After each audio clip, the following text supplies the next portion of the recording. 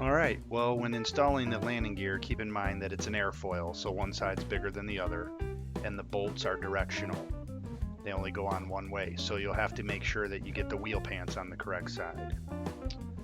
First, take the wheel collars, make sure that you put blue Loctite on the screws, and then you'll see we'll grab the axles and slide the axles through the wheel and then put the wheel collar on the other side. One of the things you're going to do is you're going to sandwich the landing gear and the wheel pant together when bolting it on. So as you can see here, you're going to go ahead, take the landing gear, make sure you get the right side wheel pant based on the airfoil, which way the airfoil goes. So those bolts go towards the front of the fuselage. Then you're going to slide in the wheel pant, slide the landing gear on, and then use the supply. I like to use blue Loctite just to make sure that even though it's a nylock washer, to make sure that nothing comes loose on your wheel. You don't want your wheels falling off in flight. But then take the supplied wrench, hold the back side, and then tighten up the front. And that's an 8mm nylock nut on that side. Make sure you get it nice and tight, and then go ahead and flip it around and repeat it. Now, once you got both your wheel pants on, we're going to go ahead and take these small little screws. They got a little washer head on them. We're going to go ahead and pre-drill a hole, 2 holes in each side to further secure your wheel pants. Make sure you use a good size hole, pre-drill hole, that you can still get a good bite on the screw, but don't try to force these screws in. It's easy to twist the heads off of them. So make sure you get a good size bit, and there you see they're both locked in and holding the wheel pant together. Then it's time for installing the landing gear onto the plane. Very simple process here. Just use, notice that those holes are directional. They only go towards the front. So that's why you got to make sure that your wheel pants are on correctly. Again, use blue Loctite. The order of assembly here is the bolt, and then a washer, which was supplied in the landing gear accessory pack. And just go ahead and tighten these down and make sure that they're nice and tight. Then what you'll see we'll do is we'll get the landing gear block. The landing gear block is also supplied, and that covers this to make the bottom of the fuselage look complete. So you'll see here, once the landing gear is tight, you'll see that we'll go ahead and put that landing gear block on. A lot of people like to do quite a few things with the landing gear block. They like to either tape it with some clear tape. Some people like to use welder's glue, a couple dots of welder's glue to glue it on. You know, I just like to make sure it fits nice, and I cut a couple strips of the supplied covering, like the blue Ultra Coat, and then I'll just put strips of Ultra Coat on there, as you can see right here. That's a good way to secure it.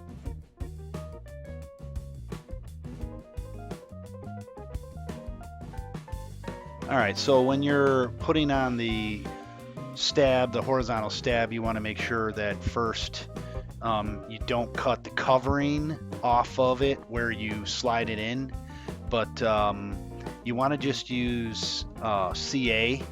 It's more than fine to use CA, but you also want to make sure that the measurement is exactly even on both sides of it's exactly even. And then you also want to measure it from, some people use the wing tube, you want to measure it equal from a point. Like I use the quick release canopy, just tie a little string around the measuring device that I use. Here's another thing you want to do. You want to make sure that it is completely level to the wing tube.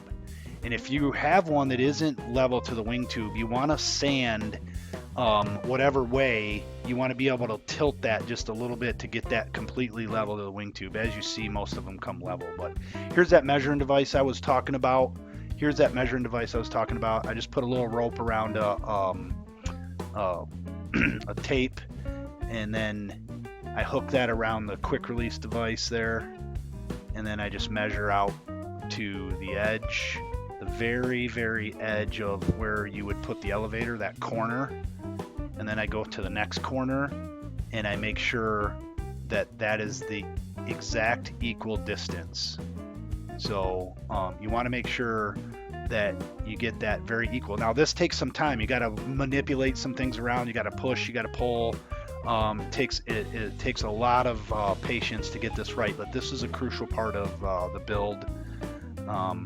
Once you get it right, use some thin CA. You see here I got some thin CA, and I usually use a dropper. I put it in a dropper, and then I just wick thin CA right in the groove. Don't need to remove the covering, don't need to do any of those things. I know some people will mark it and slice the covering and whatnot, but that's you could end up cutting that sheeting and making the stab very weak if you cut into that sheeting. So all you need to do here is just wick CA into that a couple different times, let that set up, and that is more than enough to keep that secure. And just make sure you get it wicked right in there on the top and bottom. Also, you want to make sure that stab, when you're measuring it, it's pushed all the way forward in that groove as well. So all right, well, moving on here to just simple putting the elevator control horn in, making sure that you sand both sides. That helps the epoxy adhesion. You just sand it, make sure it works really good. Make sure you sand it really good. Continue to fit it, rough up the edges really good. That gives the epoxy something to bond to. See there, then you just fit it in. Make sure that it's pushed all the way down. There's a little shoulder on that you want to make sure is pushed all the way down. But I'm not going to glue it just yet, because we want to make sure that the joiner stick here, as you can see, that these two halves are completely flat to each other. So as you can see, it's just, as I got them both pushed down on the bench flat, the one side is not going in. So I'm just going to give it a little bit of filing. You don't want to overdo this. You don't want to over file or over sand in this area. You just want to get a little bit, you want to make sure that fits in quite nice, so this way when you install it on the plane, those are very even, because you want those two elevator halves to be even. That'll improve your flight characteristics of the plane. So as you can see here, I got them in. They're both halves are flat on the table. There's no warping or anything like that, so that means we're good. That means we're good, and we can go ahead and install this half of the elevator. As you can see, the hinges are pre-glued on the one side, so all we got to do is fit it in, set the counterbalance gap from the horizontal stab, make sure you have a proper gap. What I like to do is flex it, make sure you get max travel, but basically you'll see that hinge gap is just pushed up tight against the horizontal stab and then glued accordingly. But I always like to put the other half of the stab on and get that all lined up. That'll help you line up the two counterbalance gaps. So you want to make sure, that's another thing that's important, because you don't want that counterbalance rubbing against the horizontal stab once you get it all glued up. And you can see, you can sort of move that side to side and set that gap. So I like to set both those gaps together, get those nice and even, and then Then we'll go ahead and wick the thin CA in there with with your dropper. Again, right there, I'm just checking making sure that the counterbalance gap is correct, and we'll get ready to glue that. So again, thin CA. We'll make sure that we use a dropper, and I'll push that. I got that pushed up tight. I'm not really putting any gap in that horizontal stab versus the elevator. They're pushed up tight.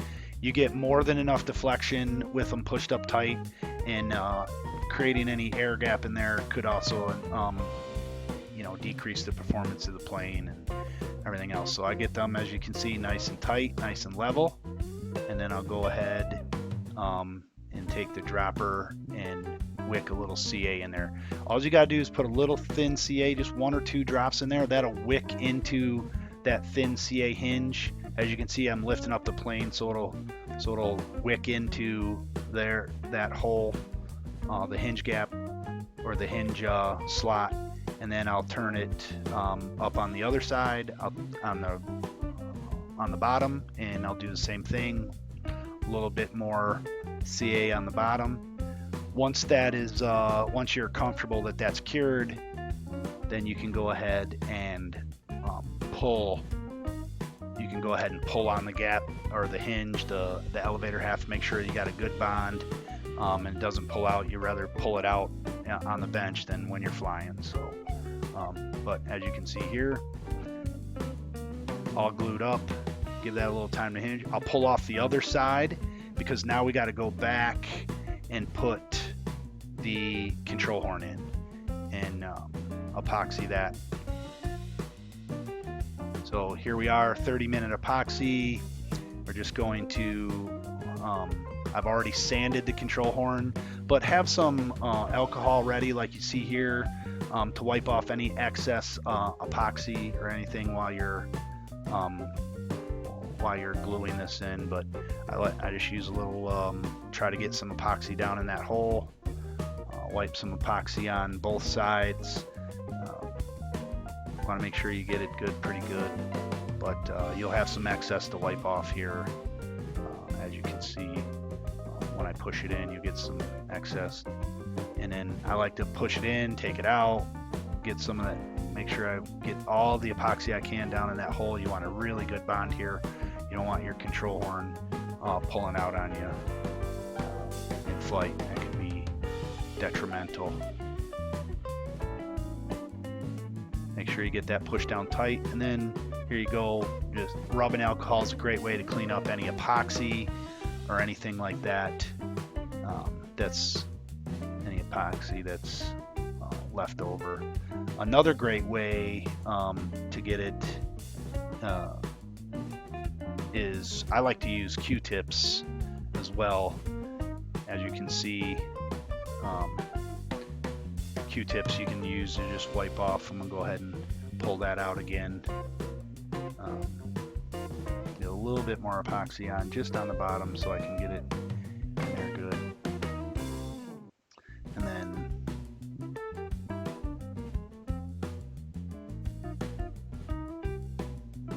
Q-tip works well for getting the excess off too, because it's nice and very you can just reach in there, and just pull it off. It's doesn't make a big mess. Sometimes with a paper towel you can smudge that epoxy all over, so this is a good way.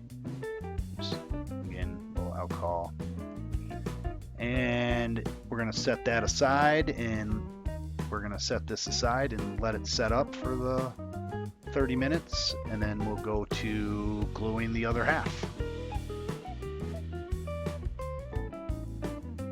Okay, now that that's set up, we're going to go ahead and attach the other elevator half. The other one's already attached, so we're going to go ahead and use this blue painter's tape to hold the elevator in the 0 degree position, which would be flush with the stab. So we'll just put some tape on that to help hold that, and then what we're going to do is we'll install this half in the hinges, and then tape that and then clamp it, as you can see here, with 2 pieces of wood. That will help keep those 2 halves perfectly level to each other. So here, mixed up some 30-minute epoxy. We're going to go ahead and put epoxy on the joining stick and in the groove. You want to get enough in there to make sure that it bonds really well. And remember, when we were sanding it on the table to make it flat on both sides, you want to put a little epoxy in there to take up any little sanding that you made, so you can have both of those elevator halves be completely at 0 degrees on both sides. So go ahead and put a little epoxy on the joining stick. Be careful not to get it. That groove is, you don't want to glue the stab to the, you don't want to glue that joining stick to the stab, so you make sure you wipe any excess epoxy off, as I'm doing here. Then we're going to go ahead and set this up, pushing the hinges in. We're not worried about the hinges now. We're not gluing the hinges, but you do want to worry about your counterbalance gap to the stab. You want to make sure you set that gap like you did the other side. Get that nice, that gap even on both sides. Then go ahead and tape this. That way you're holding your 0 degrees. And then we're going to go ahead and get out the wood that I showed you earlier, and we'll sandwich those 2 elevator halves together, and then using a clamp, we'll clamp them together. That way they don't move during the drying or setup process. So as you can see here, we'll just clamp them.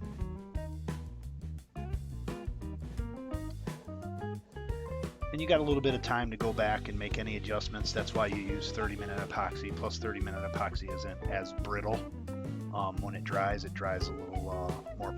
little bit more pliable than 5-minute or something smaller. But again, alcohol and a Q-tip is good to get down in that groove to remove any excess epoxy.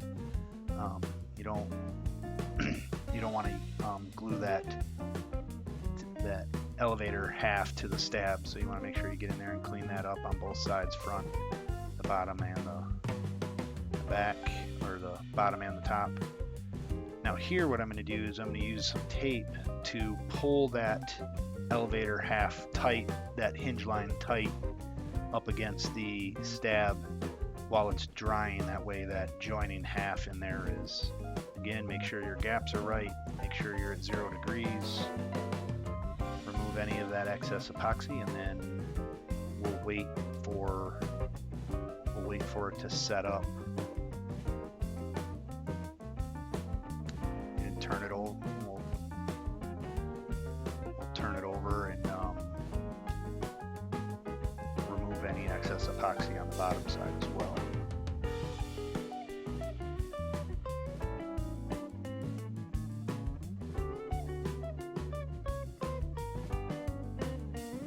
And again, you got 30 minutes, so you got time to make any adjustments, or really make sure that this is done properly. This is an important step in making sure that the performance of your plane, that it flies well. So we'll get this groove all cleaned up, and then we'll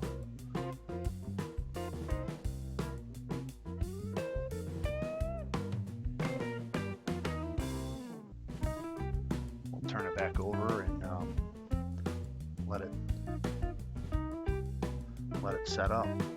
Again, you want that 0 degrees. You want those 2 to be very close. Okay, so now we've waited the 30 minutes. It's set up. We're going to go ahead and undo everything here,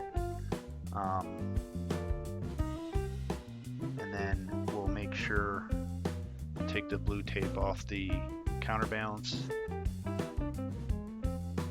That blue painter's tape works really good because it doesn't hurt the covering when you peel it up. go ahead and flex this, make sure that those two are even, that the two counterbalances are even with each other. Make sure there's no binding or flexing. Now remember, the CA hinges on this side are not glued in yet, so now we're going to, you can see I pulled on that there and it opened up that gap a little bit. So you want to line that gap up again, just like you did on the other side, making sure that that is pushed up tight against the stab. Use a little bit of CA in your thin CA with your dropper, and then you can glue that hinge as well. So and we'll get to that here, just to sort of make sure that those gaps are set right. Again, I'm going to tape it. This helps to keep that gap tight. And you're just going to drip a little bit of, wick a little bit of thin CA on your CA hinge, just like you see here. It doesn't take a lot, just a tiny little bit, 2-3 drops each hinge, bottom and top. Tilt the plane up, letting that glue wick in there. Same thing on the bottom.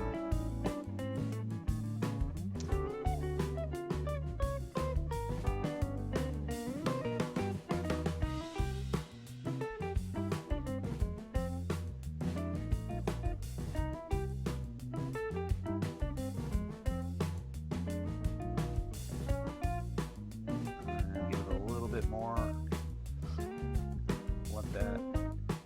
let that set up, and then again you'll undo your tape.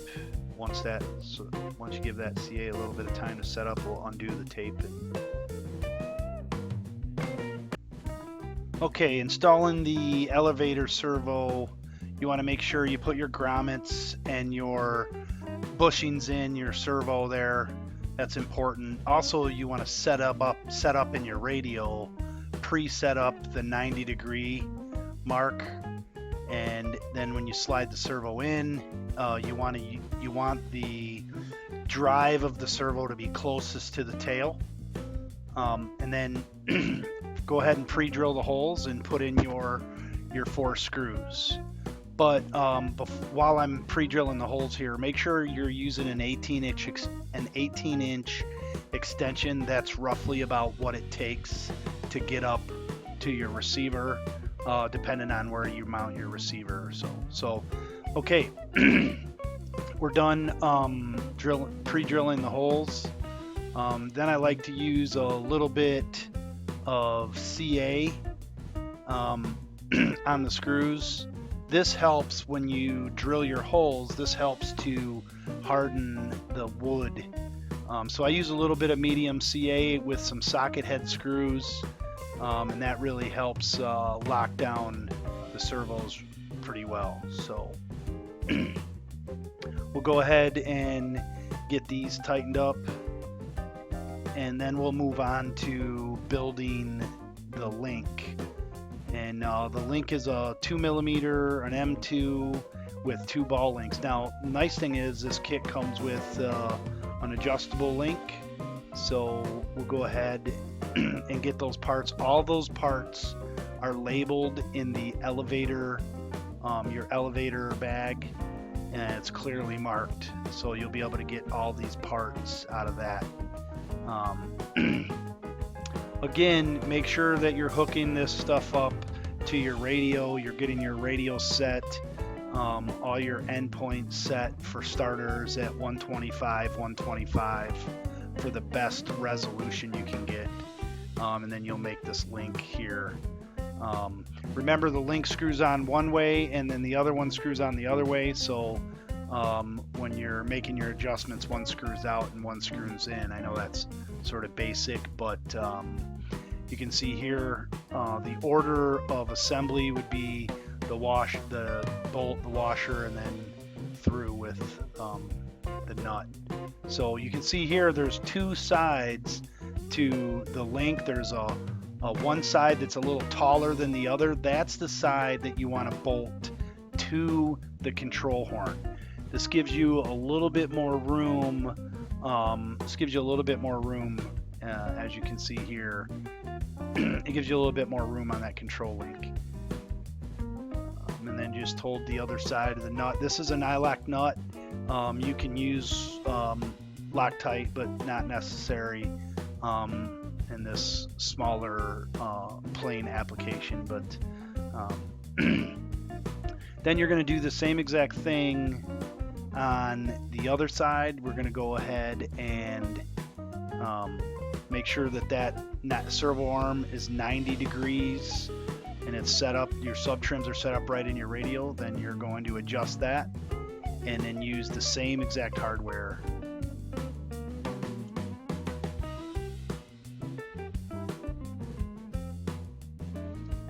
Okay, during the rudder install, you want to go ahead and remove the covering from your pull rudder slot where your control horn will go through.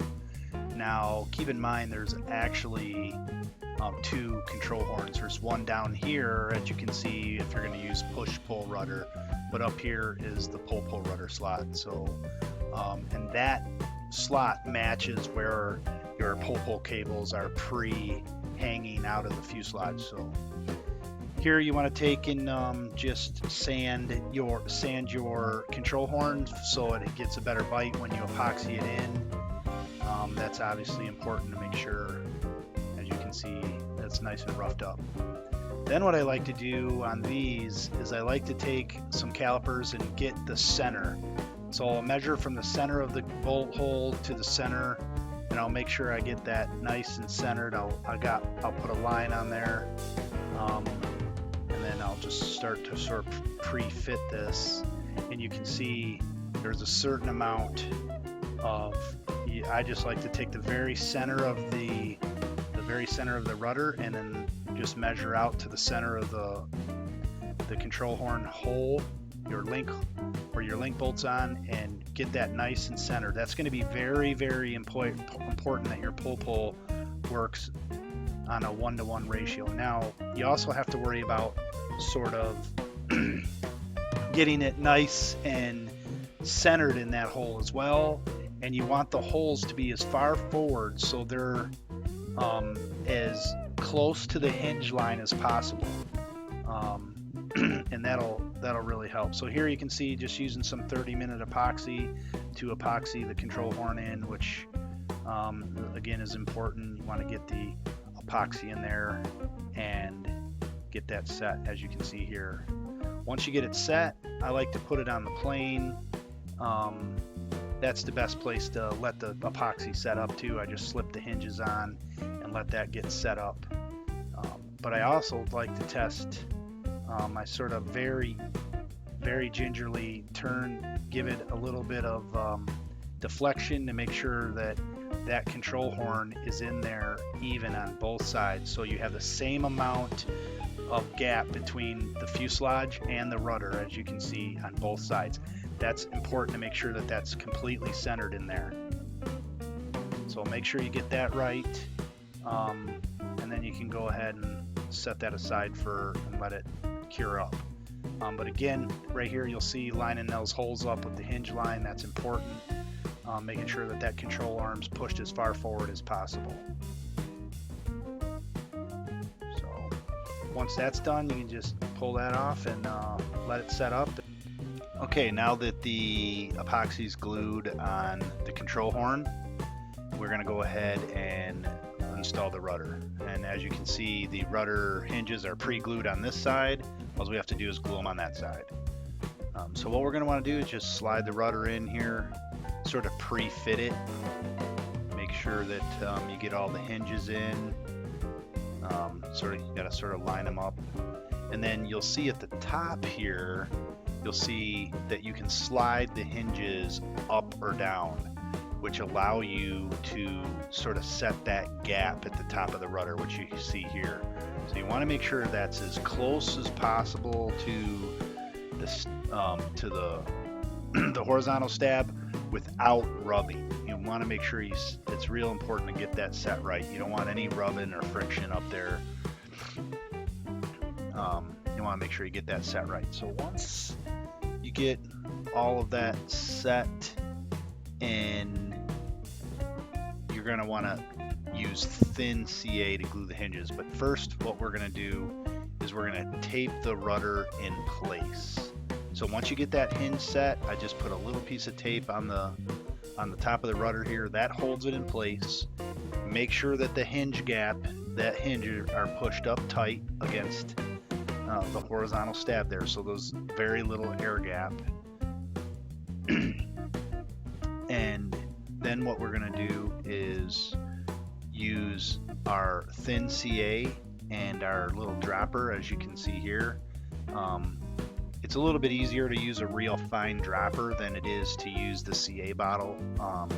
It's personal preference, but this way you can get your glue pinpointed on those hinges.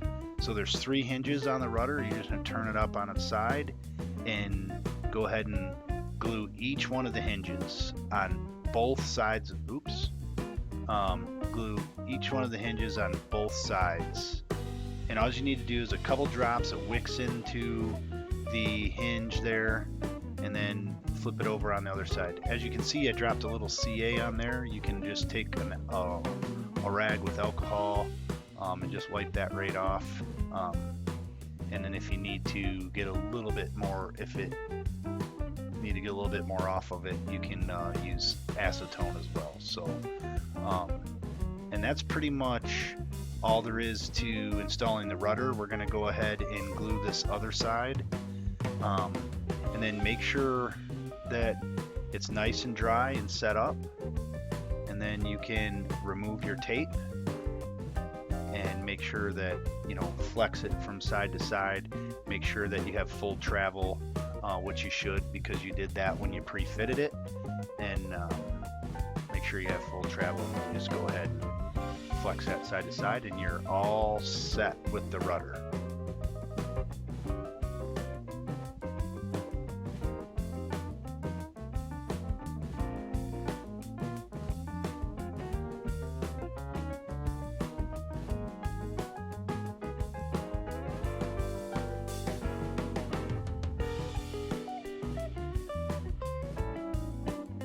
You can see here we got full travel both ways. You just make sure you get those hinges nice and worked in, because you put CA on them, which makes them a little crusty. So you want to just make sure you work them in just like that.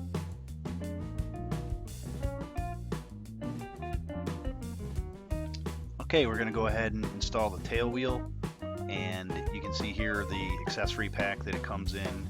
Comes with the tail wheel assembly and 3 screws to fasten it onto the bottom of the fuselage. 2 short screws and 1 long screw. The 2 short screws are for the fuselage side, and the 2 long screws are for the rudder side. So what we're going to do is we're going to essentially disassemble this tail wheel. As you can see, there's some set screws in the tiller arm and the wheel collar and whatnot. And what we're going to want to do here is take those apart, take out the set screws, and put some blue Loctite on them, medium Loctite, and this will keep anything from falling apart during flight. So as you can see here, we're just going to take out the set screws and put some blue Loctite on and put them right back in place. We're not going to disassemble the whole thing and take it all apart. All you need to do is just take out the set screws one at a time and put them back in nice and tight. This will keep anything from falling apart or anything like that in flight, and it'll keep your tail wheels together for quite some time. So all you gotta do is take them all out, make sure you do this, and then we'll move on to actually installing it into the fuselage, or onto the fuselage.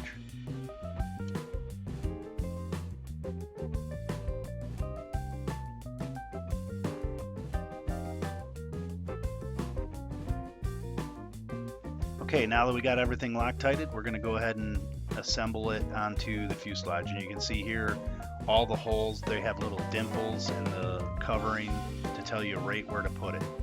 So you just, real simple, you just go ahead and line it up and use use the two short screws on the carbon fiber side of the tail gear, and you can see that here, two short ones and one long one. Long one goes in the back on the rudder. Now we're going to go ahead, it sounds real simple, we're going to go ahead and install these two screws, but I like to use some medium CA on the screws. That way when you screw it down into the wood, the CA will dry and make for a really good bond with the screw and the wood. So real important to sort of do that. It'll also keep that screw from loosening up and falling out on you.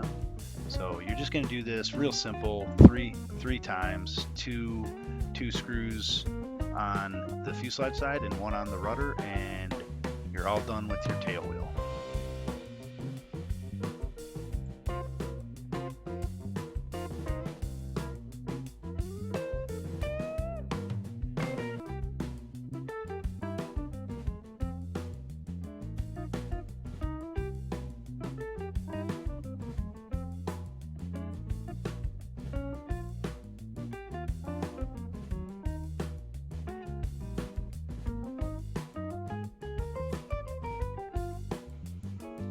Alright, you can see here we're using the medium CA on the long screw to attach the tiller arm to the rudder, and get this screw down here.